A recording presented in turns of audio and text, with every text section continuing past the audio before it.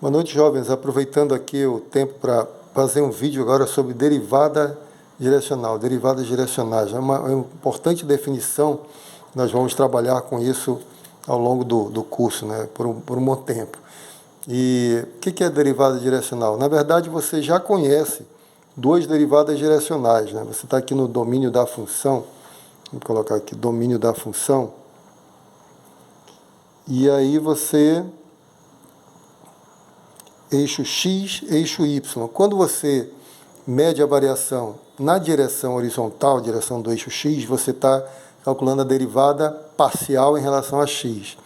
Quando você mede a taxa de variação no sentido vertical, você está calculando a derivada parcial em relação a y. E essas duas derivadas são derivadas direcionais, mas são em direções específicas, muito específicas, né? A pergunta é, se eu quiser medir aqui no ponto x0, y0 do domínio da função, a variação em determinada direção aqui, vamos colocar vetor u. Vetor u.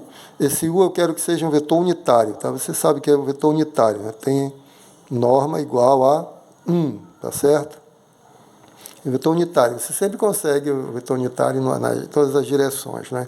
Então eu quero saber como é que funciona a taxa de variação nessa direção aqui, na direção desse vetor u. Opa!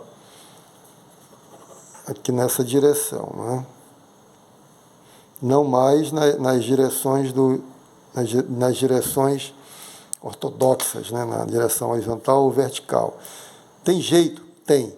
Vou definir logo e aí a gente explica o que tá as coisas melhor nos próximos vídeos, né? E também nos vídeos auxiliares, vai estar mais detalhes. Aqui eu tenho que falar o mais rápido possível. A derivada direcional da f, estou com uma função f na direção de u, e a gente representa assim agora, tá? Derivada direcional da função f em relação a u é o limite. Aí você vai ter o seguinte, né? F de x0, vou já explicar, mais at, vetor u, eu vou dizer que o vetor u, ele tem coordenadas A e B, tá bom? Coordenadas A e B. Então, esse A aqui é a primeira coordenada do vetor u. y0, opa, tá pequenininho aqui, mais bt, onde B é a segunda coordenada do vetor u, t é o acréscimo que eu estou dando aqui. Então, menos f de x0, y0, né, que é o nosso pontinho lá. Então, aqui a coisa acontece assim, se eu pegar... O que é esse x0 mais... Se eu pegar aqui aqui tem o vetor u, x0, aqui o x0 mais at, é você pegar o x0 e fazer variar a coisa nessa direção, né? Como é que você varia? Você pega o vetor u e multiplica por t, né? Então você vai ter assim, deixa eu fazer o rascunho aqui, x0, y0 mais tu. Aí você está variando aqui nessa direção, na direção de u, não é? Então isso é x0 mais y0, né?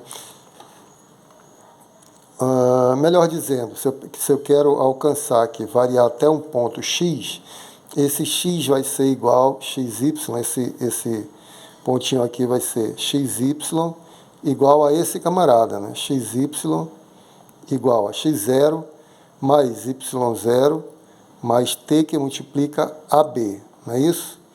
Então, no final das contas, eu acho que eu compliquei tudo aqui, né? Na verdade, eu queria que desse essa soma aqui. É isso mesmo, né? Tá certo. Então, o xy vai ser igual, eu fiz certo, estava achando que estava errado, o x0 mais AT, e a segunda coordenada é y0 mais bt. Então, você está pegando um pontinho aleatório aqui nessa direção, na direção do vetor u, a partir de x0 e y0, para calcular a derivada, a taxa de crescimento nessa direção. Então, é esse vetor que aparece aqui, né? Já fazendo as contas fora para você entender o que está acontecendo, tá bom? Isso é você buscando a variação nessa direção. Agora, sobre o acréscimo t, quando t tende a zero. Isso aqui é a definição de derivada direcional, tá bom? Então, vou grifar aqui, definição de derivada direcional na direção do vetor u, onde u é um vetor unitário naquela direção, tá bom? Agora, preste atenção. Você sabe que o i é o vetor de coordenadas 1, 0, né? O vetor unitário aqui na direção horizontal, né? Aqui é o vetor i, vetor unitário na direção horizontal, assim como o j é o vetor unitário na direção vertical, né? O i tem coordenadas 1, 0 e o j tem coordenadas 0, 1, né? As componentes desse vetor são 0, 1 e a desse 1, 0. O que acontece se eu calcular a derivada direcional na direção de i? Então, você vai ter o quê? Limite, na direção de i, olha, veja bem, o a é igual a 1 e o b é igual a 0. Então, aqui vai ser 1 e aqui vai desaparecer, né? Então, você vai ter f de x0 mais o a é 1, t, o b é 0, então fica só y0. y0 menos f de x0, y0, sobre t, quando t tende a zero. Ora, você conhece esse limite, né? Que limite é esse? É exatamente a derivada parcial na direção horizontal, né? df dx. Então, calcular a derivada direcional na direção do vetor i é o mesmo que calcular a derivada parcial em relação a x, tá bom?